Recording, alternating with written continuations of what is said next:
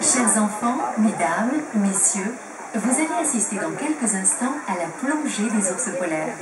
Bonjour, bienvenue au Wild Arctic du Zoo de la Flèche. L'animateur pédagogique qui se trouve devant vous se tient à votre entière disposition afin de répondre à toutes vos questions concernant les ours polaires. L'ours polaire, ou ours blanc, est le plus grand des prédateurs terrestres. Un grand mâle peut mesurer debout plus de 3 mètres de hauteur, le record connu étant de 3,65 mètres, pour un poids pouvant avoisiner les 500 kg. Les femelles sont plus modestes, mais peuvent néanmoins atteindre les 300 kg. Surtout, ne vous fiez pas à leur aspect lourdeau et pâteux. Ces animaux sont de redoutables chasseurs, très rapides, car pouvant atteindre les 40 km/h à la course et dotés de réflexes 40 à 60 fois plus rapides que les nôtres. Les ours polaires sont des animaux qui existent sur Terre depuis peu de temps.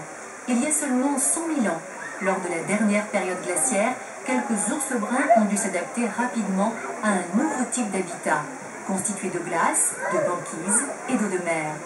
Dans un premier temps, leur pelage est devenu plus dense et blanc. Par mimétisme, ils purent ainsi se confondre avec leur environnement et être de meilleurs prédateurs.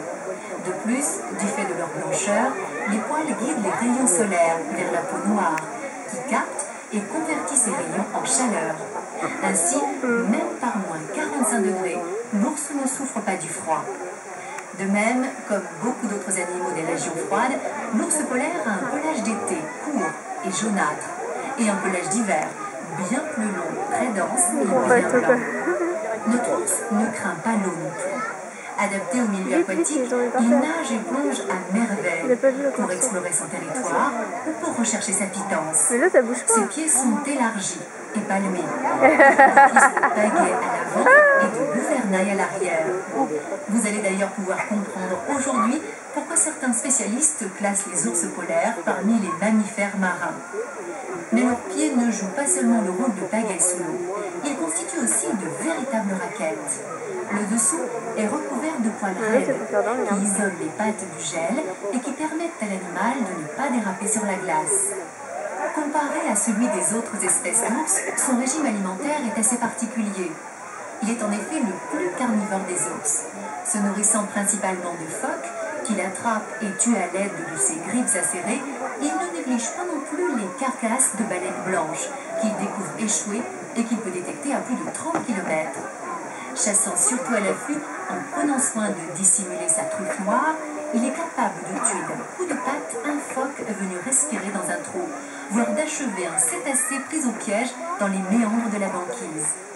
Ne pouvant prévoir le moment de son prochain repas, il peut ainsi engloutir jusqu'à 70 kg de viande en une fois.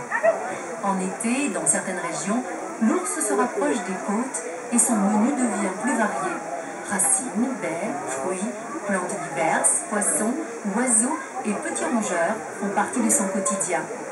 Ici, au zoo de la Flèche, nos pensionnaires reçoivent chacun une quantité de 10 à 15 kg de nourriture, constituée aux 2 tiers de poissons, viande, poulet et un tiers de salade, carottes et raisins. Parfois, leur régime